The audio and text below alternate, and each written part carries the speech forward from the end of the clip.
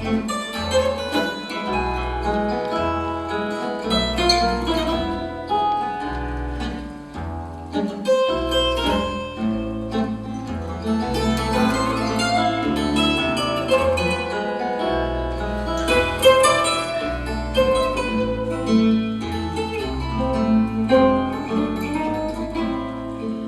negra teia de enganos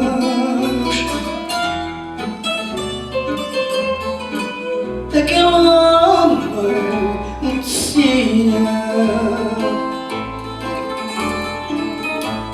e foram uns poucos danos de enganos e desenganos, sofri dia após dia.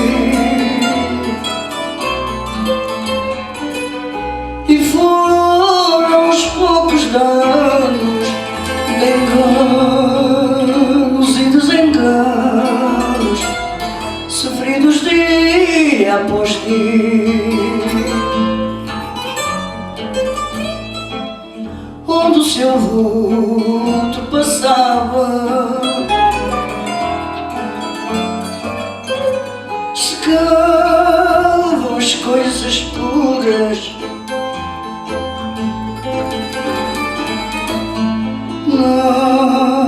Nem uma flor ficava, nem rosto de rosa branca, ficaram as amarguras. Nem uma flor ficava, nem rosto de rosa branca, por cima das sepulturas. Mas esse inferno que acabou e ressurge a primavera,